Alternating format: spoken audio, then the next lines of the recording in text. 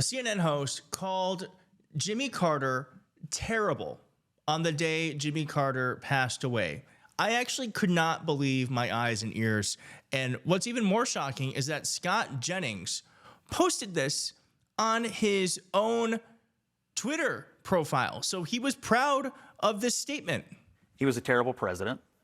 I truly could not believe, like, if someone passes away, Jimmy Carter, someone who tried to do their best, and honestly, I just think was an unlucky man. He got hit with an economic downturn that he didn't cause, and he tried to fix, and has done everything in his post-presidential life to try to make the lives of people better. He's calling him a terrible president. It's a 2-minute clip. I'm going to show you that full thing. But Jimmy Carter had Donald Trump's number, and I know this is one of the reasons why Scott Jennings decided to attack. He attacked Jimmy Carter on the day he died. But I think Jimmy Carter had Donald Trump's number, and anyone who followed him. And listen to this. Russia has been proven by our intelligence community to have interfered with one of our human rights, which is the right of free and fair elections. What's your reaction? How should we deal with Russia? Well, the president himself should condemn it, admit that it happened, which I think 16 of the intelligence agencies have already agreed to say. And there's no doubt that the Russians did interfere in the election. And I think the interference, although not yet quantified, if fully investigated, would show that Trump didn't actually win the election in 2016. He lost the election, and he was put into office because the Russians interfered on his behalf. So do you believe President Trump is an illegitimate president? Based on what I just said, which I can't retract, I would say yes. So Jimmy Carter knows that Donald Trump mainly got into office because of Russia's help that Donald Trump asked for. Remember, Russia, if you're listening. And Jimmy Carter, though he was very old here, even he knew that Donald Trump was an illegitimate president. And Jimmy Carter has a final gift for Donald Trump, too. What I love about this is the beauty and the poetry behind it. Jimmy Carter left one last parting gift for Trump after his death at 100 on Sunday.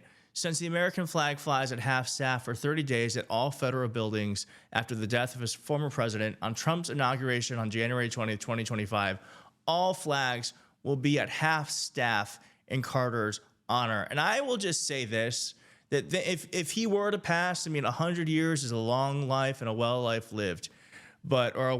life.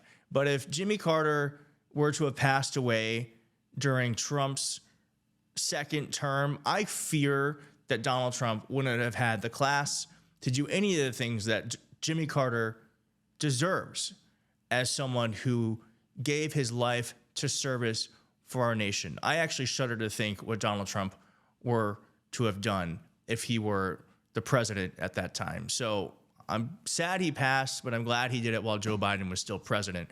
And while you're watching this, if you want to leave a blue flag or a blue heart or an American flag in honor of President Carter. But here is Scott Jennings doing the most to be the worst. Let's just listen to this, and then I have some reactions. Real quick, if you're liking this video, please hit like and subscribe. It is the best way to help this channel grow and to get it in front of more pro-democracy Americans. Thank you so much. He was a terrible president. That's why he lost in a landslide after his one term. And if it's possible, I think he was even a worse ex-president because of his meddling in U.S. foreign policy, because of his saddling up to dictators around the world, because of his vehement views, anti-Israel views, and more than dabbling in anti-Semitism over the years. He often vexed Democrats. Obama didn't even have him speak at his '08 convention. He put Bill Clinton in a terrible foreign policy box on a North Korea nuclear issue. I think he was a guy who had a huge ego and believed that he was uniquely positioned to do all these things, even after the American people had roundly and soundly rejected his leadership. So I respect people who run for president and get elected president, but in his particular case, I think he time and again proved why he was never suited for the office in the first place. I don't often say this, but Scott, I agree with you to a certain extent. President Carter was meddlesome with his successors. He forgot sometimes that he still wasn't president. For all the meddlesome behavior as a post-president, which is well documented, I don't think that it outweighs the contribution that he made as a global citizen after he left. So- Can I just offer one retort, which is this.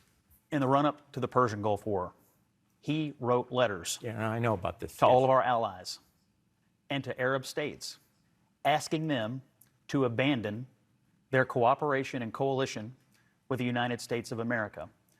If it's not treasonous, it's borderline treasonous. And so I hear what you're saying about the humanitarianism, but when you're an ex-president and you have served in that office, I think you have a duty to the United States and only to the United States. And when he did that and other instances, to me, it showed that he cared more about his own legacy than he did about the country, and I think that is wrong. Oh my God. Ken Jennings, who is the biggest Donald Trump sycophant in the world, is dripping in hypocrisy.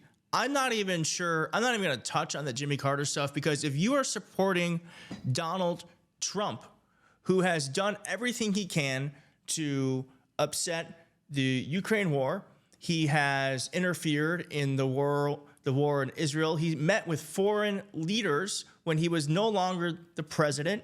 And need I remind you all, I know you all know this, Donald Trump also stopped the border bill. He stopped the border bill. He interrupted a bill that was going to pass in order to make his political campaign that much better. So whatever you think about Jimmy Carter and the things he just said, Donald Trump has done it 10 times worse, 10 times over.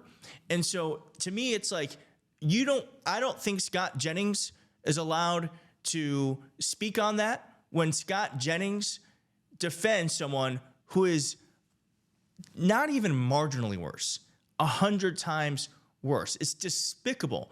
And to speak ill of someone on the day they die, to me, is just unthinkable. It is unthinkable. He can have those thoughts. He could save them for a week.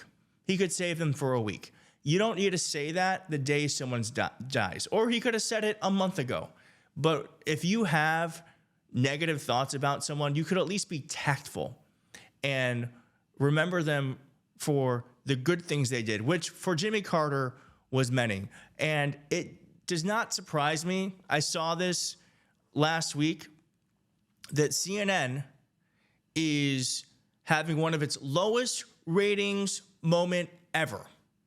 And layoffs are looming. I don't think they will fire Scott Jennings. I wish they would. But it's really interesting to me that they get 92,000 viewers total each day. And because of you, this channel gets more than 500,000 sometimes per video, anywhere from 100,000 to 500,000. So CNN is on the way down. This is one of the reasons why. That's because they don't have any tact, and they're attacking a great man like Jimmy Carter on the day of his death, and it's disgusting.